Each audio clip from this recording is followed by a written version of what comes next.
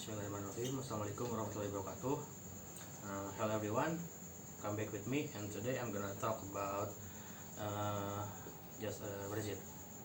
Discussion between one of teacher in my home, and yeah, without further ado, let's start. Oke, sebelumnya selamat malam. Bagaimana kabarnya? Kabar? Alhamdulillah sehat. Baik ya. Boleh perkenalkan diri siapa? Nama saya Neni Nurul Ayani SPD, mengajar di SMA Plus Nurul Ilmi Cibalong. Cibalong. Oke, tuh. Langsung aja ya, karena ingin tanya mengenai sekarang ini kan itu sekolah tuh kan online ya, udah hampir 1 tahun lebih ya. Ya. Nah, sebelumnya saya ingin bertanya mengenai beberapa hal, yaitu waktu pas pemerintah ngasih peraturan bahwa sekolah itu berlakukan online pada Maret tahun lalu ya, bagaimana persiapan yang sudah Ibu lakukan? Persiapan di sekolah, pertama mendata siswa siapa saja yang punya HP. Itu oleh operator, bantu dengan wali kelas. Nah, terus didata bagaimana kondisi di rumah. Ya, kondisi di rumah orang tuanya. Apakah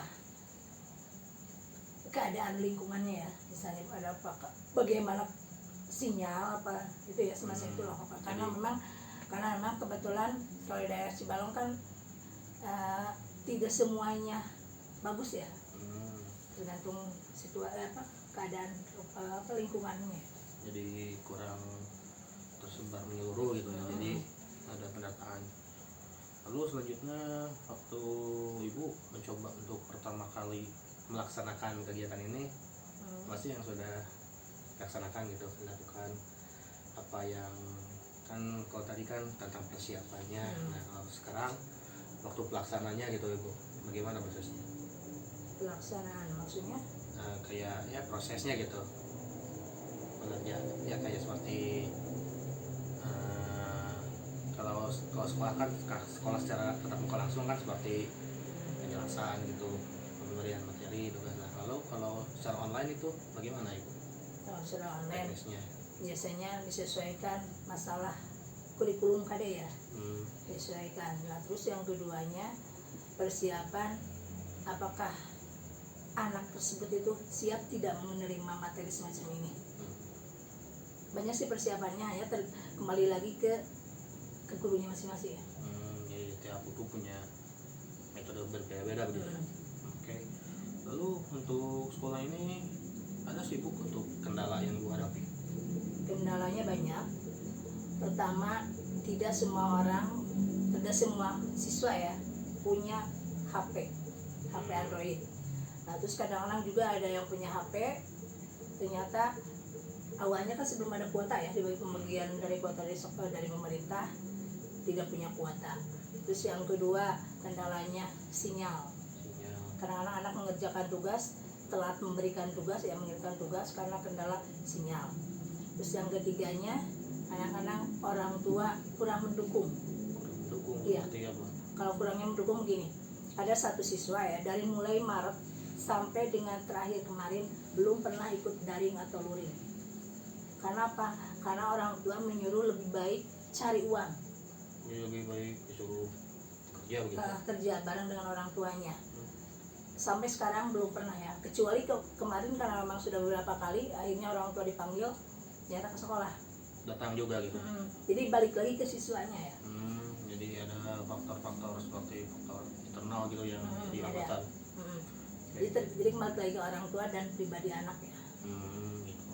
Lalu untuk sekarang kan sudah 1 tahun lebih lah proses belajar secara online dilaksanakan, dan sudah ada banyak di beberapa daerah gitu kan prosesi tatap muka secara langsung kembali dilaksanakan dalam protokol kesehatan yang ketat. Untuk di sekolah Ibu, apakah sudah mulai diuji coba seperti itu? Uji coba. Sebenarnya tatap muka secara full belum ya. Hanya sekarang sudah ada semacam luring. Jadi tiap mapel diberikan waktu 30 menit, di mana 30 menit itu antara siswa dengan guru dia bisa mengerjakan bagaimana sih mengerjakan tugas atau misalnya memberikan materi. Tapi itu pun disesuaikan ya 30 menit karena memang tidak pas ya waktunya, karena setiap mapel mungkin ada yang harusnya 120 menit, mau tidak mau 30 menit. Tapi alhamdulillah itu bisa membantu, apalagi untuk mapel yang eksak ya. Karena memang harus dijelaskan secara langsung, beda dengan yang bagian yang mapel hafalan. Kalau hafalan mungkin tidak sesulit untuk eksak ya. Tapi alhamdulillah membantu 30 menit. Tetapi itu pun tidak semuanya siswa diharapkan hadir ya. Diharapkan semuanya hadir, tapi ternyata tidak semuanya hadir. Ada yang balik lagi ke siswanya ya. Jadi ada yang malas sama sekali tidak masuk seperti yang tadi ya. Tapi kalau orang siswa tersebutnya rajin, dari mulai masuk sampai misalnya sampai sekarang ya, tetap rajin ada sekolah hadir. Itu pun dibatas sampai pukul 12. Dari mulai pukul 7.30 ya. 7.30 sampai dengan 12. Jadi seperti proses pembelajaran pada waktu normal gitu, tapi sampai jam 12 gitu. Itu semua mapel ya, jadi misalnya 30 menit ada istirahat. Ya. Tapi alhamdulillah bisa membantu. Bisa. Ya, jadi untuk itu ya. Lalu untuk selanjutnya mungkin ini pertanyaan terakhir. Menurut Ibu lebih baik mana untuk proses kegiatan belajar mengajar ini KBM antara secara tatap muka langsung ataupun online? Menurut saya pribadi lebih baik langsung secara tatap muka ya, dibanding dengan yang sekarang dengan yang online. Mengapa lebih baik tatap muka?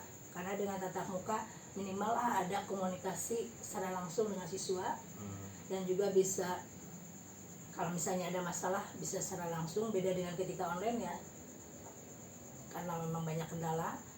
Terus kalau misalnya yang tatap muka itu kan normalnya seperti yang dulu ya, kalau misalnya pertemuan harus 3 jam ya 3 jam di kelas, beda dengan sekarang yang terbatas ya. Terus yang selanjutnya memang orang tua sampai sekarang masih mengharapkan belajar tatap muka. Banyak masalahnya kata orang tua ya, apalagi dibandingkan dengan ada masalah-masalah yang lain ya. Mengapa kok begitu sulit untuk tatap muka ya, sedangkan yang lain bisa terbuka.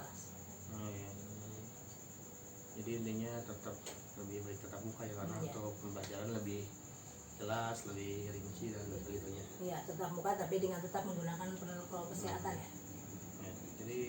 Jadi sekian lah untuk ini. Terima kasih Bu, ya, sama-sama waktunya.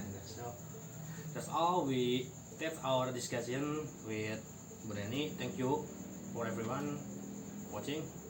Wassalamualaikum warahmatullahi wabarakatuh. Waalaikumsalam.